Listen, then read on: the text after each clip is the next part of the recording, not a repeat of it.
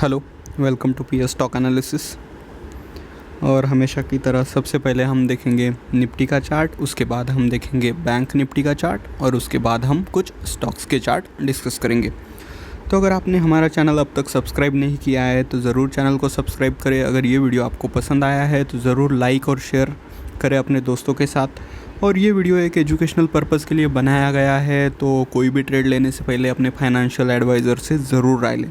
तो चलिए स्टार्ट करते हैं निफ्टी का एनालिसिस। तो हम देख रहे हैं निफ्टी का डेली चार्ट। तो जैसे कि आप देख सकते हैं एक विक निफ्टी ने बनाया है। ये जो आखिरी कैंडल आप देख सकते हैं, इसको हम एक ड्रैगन फ्लाई डोजी कैंडल बोल सकते हैं। तो एक बढ़िया रिकवरी निफ्टी में हमें आज देखने को मिला है। जो लो बनाया है निफ्टी ने वो 17,269 और वहीं से रिकवरी देकर 17,355.30 के ऊपर निफ्टी ने क्लोजिंग दिया है। तो चलिए इंट्राडे के हमने जो लेवल्स दिए थे उन्होंने कैसे वर्क किया है यह हम देखेंगे। तो अब हम देख रहे हैं निफ्टी का 15 मिनट्स का चार्ट। तो जैसे कि आप देख सकते हैं एक जो 15 मिनट्स का चार्ट है, निफ्टी ने पहले ही कैंडल में ऊपर जाने की कोशिश की, लेकिन हमने जो लेवल बताया था 17,359 से लेकर 17,369 इसको निफ्टी क्रॉस नहीं कर पाया और वहीं से एक रेजिस्टेंस लगकर निफ्टी ने नीचे की तरफ ट्रेड किया और निफ्टी ने एक नीचे की तरफ ट्रेड किया और 17,269.15 का लो बनाया। और इसी लेवल से हमारा एक सपोर्ट जोन हमने दिया था 17,293 से लेकर 17,298। तो अगले ही कैंडल में निफ्टी में एक बाउंस दिखना शुरू हुआ और फिर से एक बार ऊपर की तरफ निफ्टी ने ट्रेड किया और फिर से हमारा जो लेवल था 17,359 से लेकर 17,369 ये एक रेजिस्टेंस की तरह एक्ट किया है।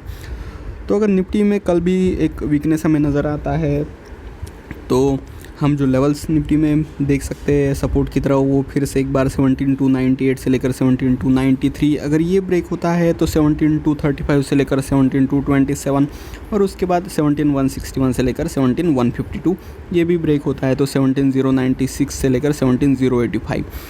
और निफ्टी में अगर एक पॉजिटिव मूवमेंट हमें दिखता है जो कि हम एक्सपेक्ट कर रहे हैं, तो पहला रेजिस्टेंस 17,425 से लेकर 17,440, उसके बाद 17,491 से लेकर 17,503 और 17,557 से लेकर 17,586 और 17,623 ये लेवल्स ऊपर की तरफ हम एक्सपेक्ट कर सकते हैं।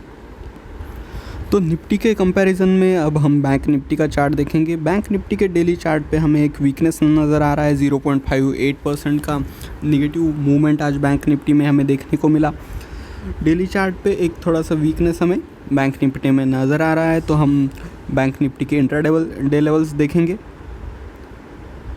तो अब हम देख रहे हैं बैंक निफ्टी का इंट्राडे चार्ट यानी कि 15 मिनट्स का चार्ट। तो बैंक निफ्टी के 15 मिनट्स के चार्ट में निफ्टी की तरह ही जो पहला कैंडल है एक बहुत ज़्यादा वीकनेस हमें देखने को मिला और नीचे की तरफ आकर हमारा जो सपोर्ट लेवल था 36,298 से लेकर 36,268, तो बैंक निफ्टी ने इसी के पास 36,327 का एक लो बनाया और इसी लेवल के पास से एक बाउंस आता हुआ बैंक निफ्टी में दिखा।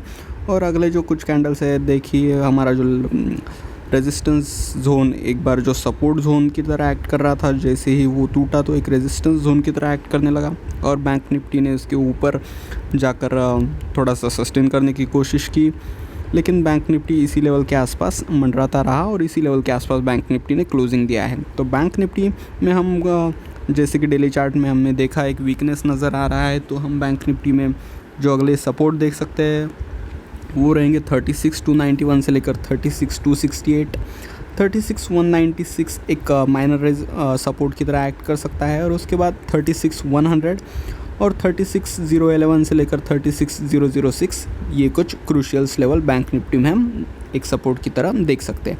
और अगर बैंक निफ्टी में पॉजिटिव मूवमेंट आता है तो पहला जो टारगेट 36,577, दूसरा टारगेट हम देख सकते हैं 36,673 से लेकर 36,683, अगला जो रेजिस्टेंस या टारगेट रहेगा वो रहेगा 36,769 और उसके बाद 36,865 से लेकर 36,902 ये एक मेजर रेजिस्टेंस रहेगा। 36,961 ये भी एक लेवल हम एक्सपेक्ट कर सकते हैं।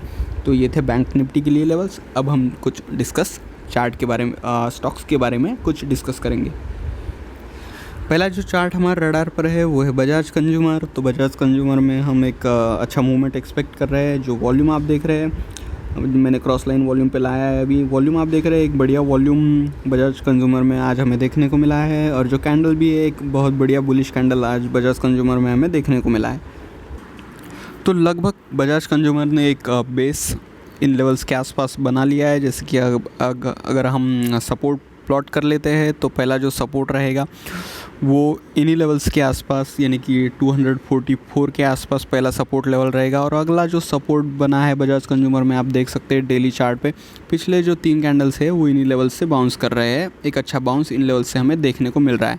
तो कल अगर बजाज कंज्यूमर फिर से एक बार 261 के ऊपर ट्रेड करता है तो बजाज कंज्यूमर में हम 263, 265, 267, 270 और उसके बाद ऊपर की तरफ अगर आप स्टॉक को होल्ड करना चाहते हैं तो 290 तक के टारगेट हम स्टॉक में एक्सपेक्ट कर सकते हैं। शॉर्ट टर्म में आप 270 से लेकर 280 तक के टारगेट अचीव कर सकते हैं, और अगर आप स्टॉक को होल्ड करना चाहते हैं तो 290 तक के टारगेट हम स्टॉक में एक्सपेक्ट कर रहे हैं।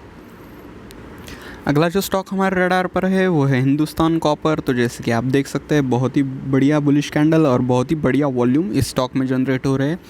तो कल अगर स्टॉक फिर से एक बार 126 के ऊपर ट्रेड करना शुरू करता है तो स्टॉक में हम जो पहला टारगेट एक्सपेक्ट कर सकते हैं वो रहेगा 128, 130, 133, 137, 140 से लेकर 145। ये टारगेट शॉर्ट टर्म में हम स्टॉक में एक्सपेक्ट कर सकते हैं। एक बढ़िया वॉल्यूम के साथ बहुत ही बढ़िया मूव स्टॉक में जनरेट हो रहा है। आज लगभग 7.5% का मूवमेंट स्टॉक ने दिया है, तो आने वाले दिनों में भी एक मजबूत स्थिति में स्टॉक को देखा जा सकता है। अगला जो स्टॉक हमारे रडार पर है वो है सिंजन इंटरनेशनल। तो सिंजन इंटरनेशनल में एक बेस बनता हुआ हमें दिख रहा है। जैसे कि आप देख सकते हैं ये जो हमने लेवल बनाया 612, स्टॉक कैसे इसी लेवल के आसपास से बाउंस कर रहा है। तो लास्ट ट्रेडिंग सेशन में भी 9 सितंबर को स्टॉक ने इसी से बाउंस किया है और एक फॉलोअप बाइंग हमें स्टॉक में देखने को मिला है। तो कल अगर स्टॉक 677 के ऊपर ट्रेड करना शुरू करता है तो स्टॉक में हम पहला टारगेट 680 से लेकर 682, उसके बाद 687 से लेकर 690 और 695 से लेकर 700। और अगर आप स्टॉक को होल्ड करना चाहते हैं तो 720 तक के टारगेट शॉर्ट टर्म में हम स्टॉक में एक्सपेक्ट कर सकते हैं। एक बढ़िया मूवमेंट बढ़िया वॉल्यूम के साथ स्टॉक में जनरेट होता हुआ दिख रहा है। काफ़ी मजबूत स्थिति में स्टॉक नज़र आ रहा है। अगला जो स्टॉक हमारे रडार पर है वो है MGL यानी कि महानगर गैस लिमिटेड। जो L157 का लेवल था उसी से एक बाउंस स्टॉक ने हमें दिया है। तो स्टॉक अगर कल पॉजिटिवली ट्रेड करता है तो पहला टारगेट हम L191 और उसके बाद 1200, 1205, 1210, 1225 ये टारगेट्स हम शॉर्ट टर्म में एक्सपेक्ट कर सकते हैं। एक बढ़िया वॉल्यूम और एक बढ़िया सपोर्ट से बाउंस स्टॉक ने दिया है, तो ये टारगेट शॉर्ट टर्म में अचीव हो सकते हैं।